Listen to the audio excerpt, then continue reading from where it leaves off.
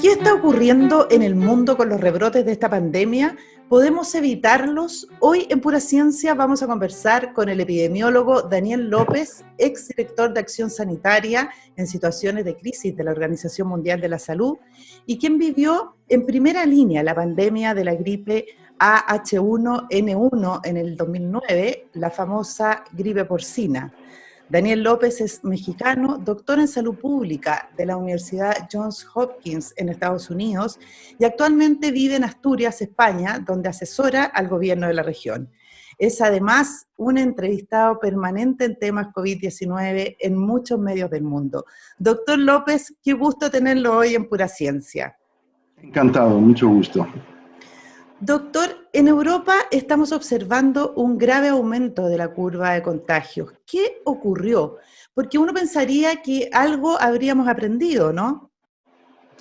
Sí, yo creo que el principal error que se ha cometido en Europa, pero que también corremos el riesgo de cometer en otras partes del mundo, es no entender que la llamada nueva normalidad no significa estar exentos del virus, que no significa no tener que protegernos y proteger a los demás.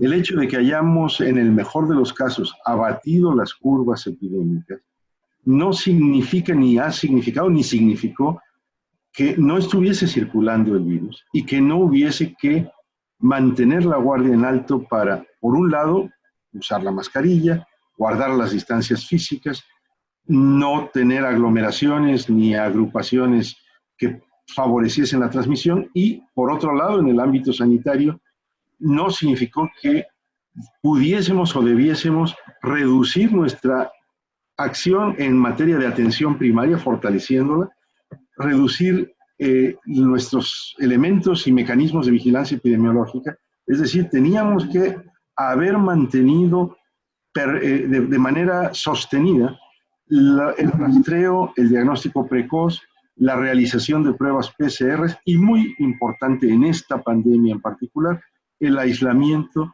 de positivos asintomáticos, que es lo que en gran medida nos ha generado todas estas expansiones de los brotes.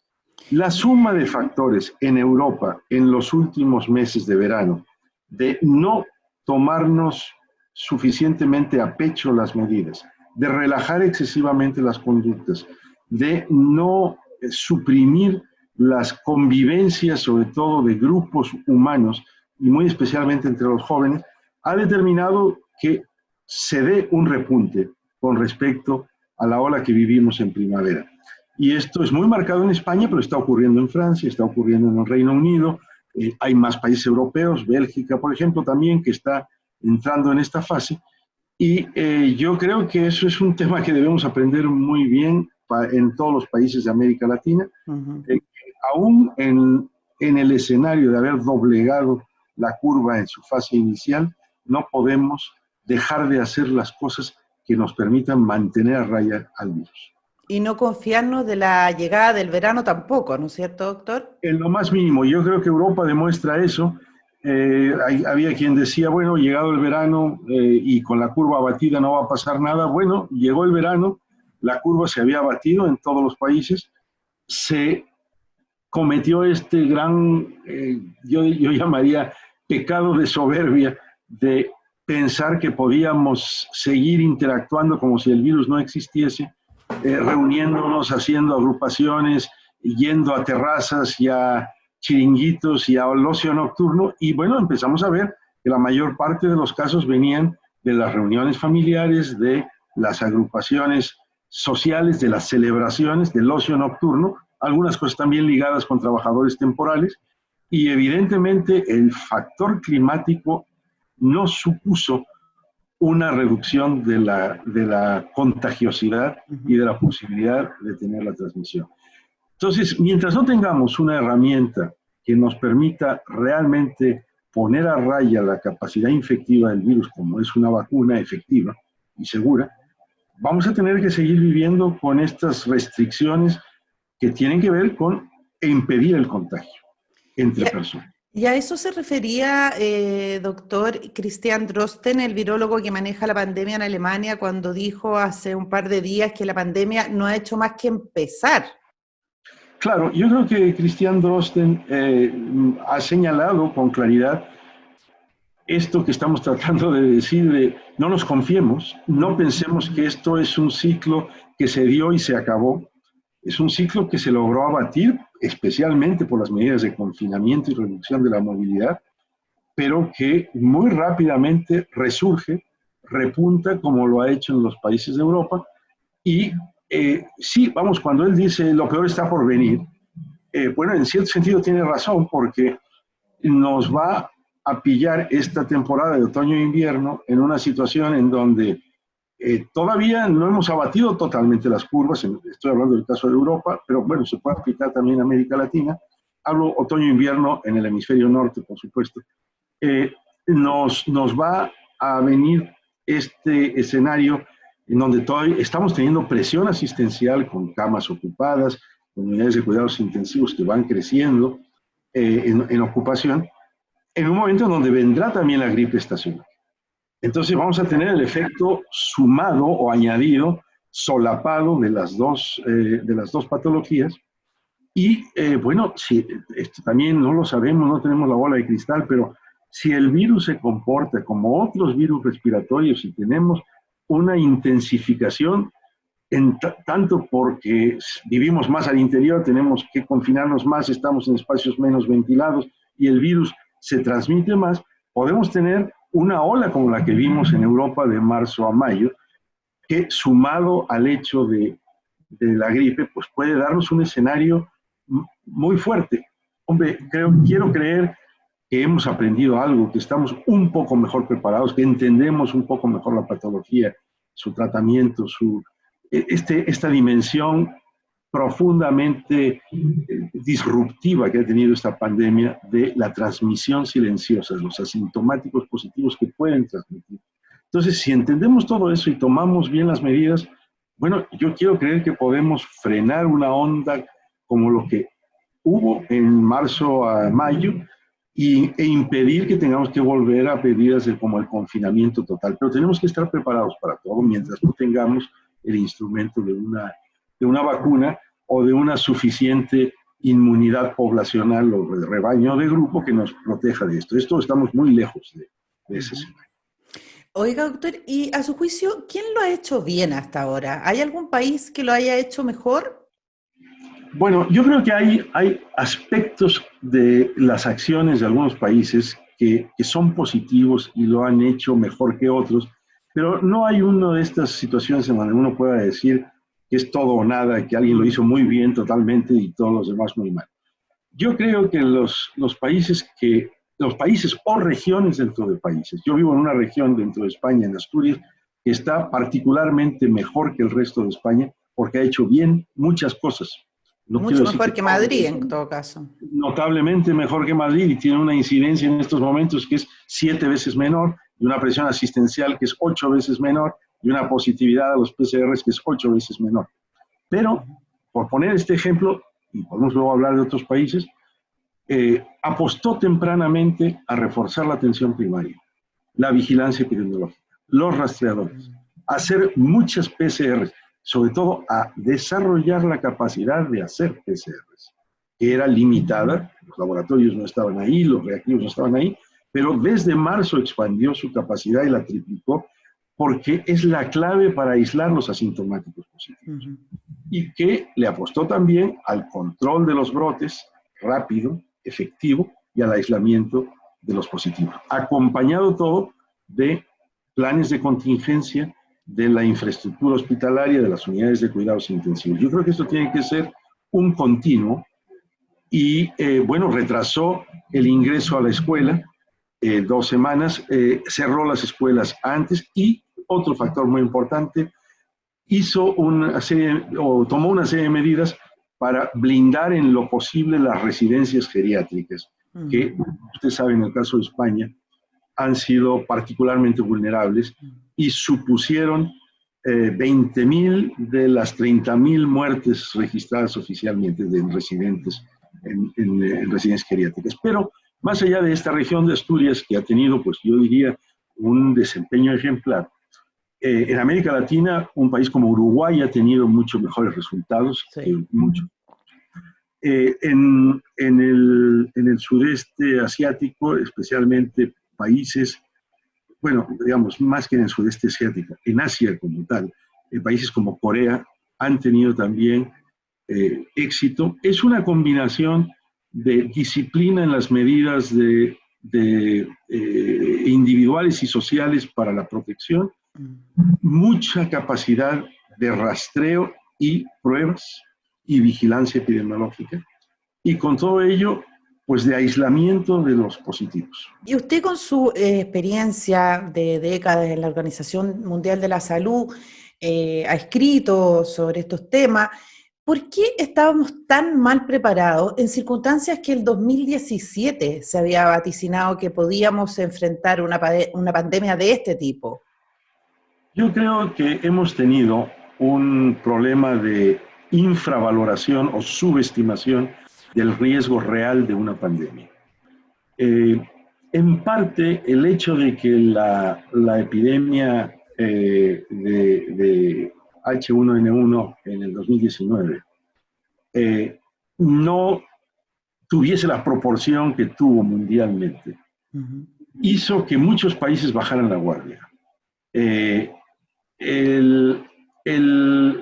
Digamos, las medidas recomendadas en términos de preparativos, de capacidad para tener planes de contingencia, los llamados business continuity plans, en caso de que se afectase el personal tanto de industrias esenciales como de la asistencia sanitaria. Fueron cosas que se promovieron en gran medida en ese año y el año subsiguiente, y hubo grandes campañas y los organismos mundiales y regionales cooperaron en alertar las conciencias al respecto.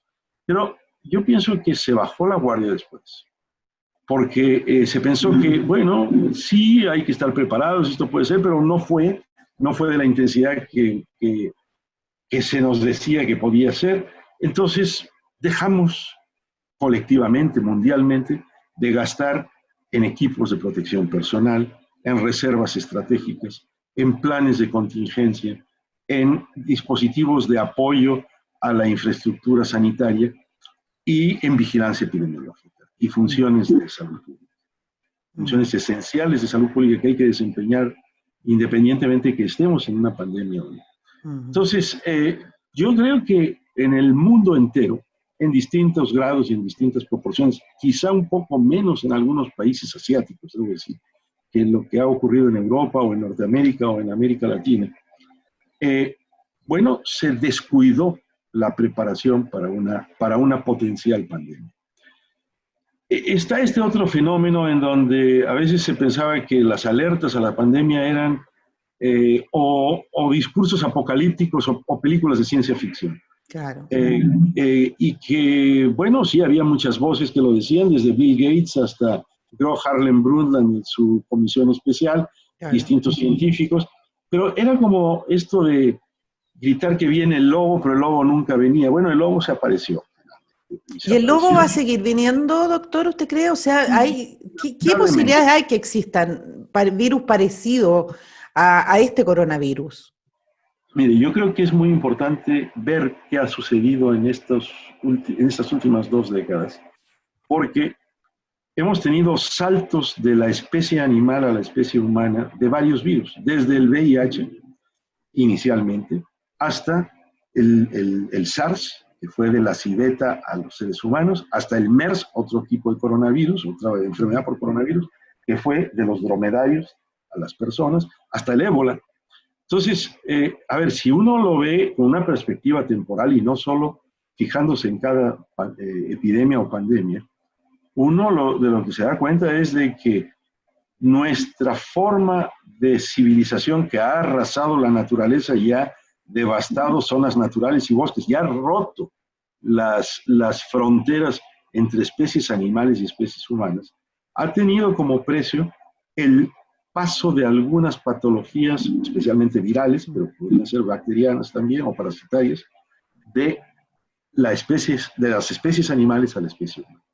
El cambio climático influye también. Ha influido en la transmisión de enfermedades que se transmiten por vectores, como el dengue, la chikungunya, el Zika, la malaria, en donde zonas que anteriormente no estaban afectadas están hoy afectadas. Pero además el descongelamiento del Ártico y de la Antártida va generando descongelamiento también de virus que estaban congelados. Y a veces hablamos poco de esto, pero el escenario no es que yo quiera ponerlo apocalíptico ni catastrofista, pero es tal que sí existe una alta probabilidad de virus o agentes infecciosos que salten a la especie humana, que sean inéditos, que sean desconocidos, que ataquen, como lo están haciendo, poblaciones vírgenes. Recordemos que cuando se hizo el descubrimiento de América y en los años iniciales, hubo un número importante de poblaciones diezmadas por infecciones que eran epidemias como la viruela o como el sarampión, simplemente porque llegaban virus a poblaciones vírgenes. Bueno, eso nos está pasando, nos va a pasar y tenemos que estar preparados. Y esto nos tiene que llevar a mucho más vigilancia epidemiológica de la zoonosis, es decir, las enfermedades que afectan a animales que pueden ser transmitidas a humanos, como de preparativos para situaciones como esta, que pues evidentemente nos ha encontrado muy desarmados, nos ha cogido muy desprevenidos y que requieren mucha más preparación y mucha más investigación y mucho más desarrollo. Veamos incluso cómo estamos teniendo que, y esto no es un tema sencillo, pues batallar mucho para poder conseguir un instrumento como la vacuna. Y en ese sentido, doctor, la vacuna, que bueno, es muy probable que la tengamos, pero nadie asegura que eso baste para no estar en peligro de contagios de estos nuevos virus o de nuevas pandemias. ¿Cómo será finalmente la vida de ahora en adelante? ¿Es un antes y un después del SARS-CoV-2? Yo creo que sí, siempre y cuando aprendamos de las lecciones y entendamos que tenemos que modificar ciertas conductas. Por un lado, bueno, esperemos que tengamos una vacuna segura y eficaz que nos permita estar más libres de estas infecciones por el SARS-CoV-2. Eso, a mi modo de ver, tomará tiempo. Espero que tengamos una vacuna segura y eficaz. No ha sido fácil contar con estas vacunas para los otros coronavirus. No hay una vacuna para el SIDA tampoco. Pero bueno, confiemos en que el empeño de la investigación y el desarrollo científico nos lleve en ese sentido. Pero lo que pienso que tenemos que también entender es que el hecho de que se tenga a disposición el instrumento científico técnico de una vacuna no significa que esté a disposición de toda la población. La universalización de la vacuna, la posibilidad de producir en suficientes cantidades, de no incurrir en inequidades profundas, en donde no sean los países ricos los que accedan a las vacunas, sino sean todos los países del mundo que la necesiten. Eso nos lleva a una construcción social, económica y sanitaria para la que, debo decir, no está totalmente preparado el mundo ni los mecanismos de gobernanza mundial en salud. Hay esfuerzos, está haciendo este esfuerzo muy importante y loable la OMS para tener un mecanismo más equitativo de distribución de la vacuna, peleando muchas veces de facto, quiero decir, los intereses egoístas del nacionalismo de vacunas del país o los países que consideran que lo único que se trata es de ver quién llega primero a comprar las dosis que se producen y no a tener un mecanismo de distribución según la necesidad.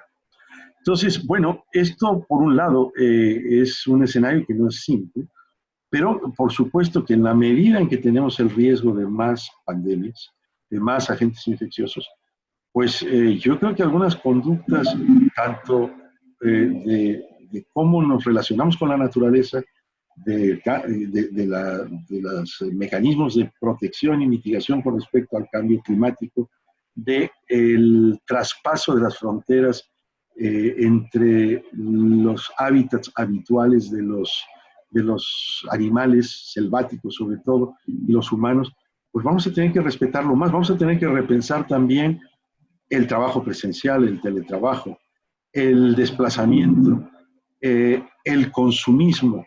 Es decir, hay muchos temas que tendríamos que replantearnos en un nuevo escenario de vida post-COVID-19 si aprendemos las lecciones. Doctor Daniel López, le agradezco muchísimo. Muy interesante lo que hemos conversado. Claramente este es un cambio de paradigma, un riesgo global como más sistémico, creo. Completamente, sí. Lo que estamos viendo. Muchas gracias por estar en Pura Ciencia y espero que podamos conversar una vez que tengamos vacuna, una vez que estemos vacunados, con noticias un poquitito más alentadoras. Muchas gracias. Ojalá que sí. Muchas gracias, encantado, ¿no?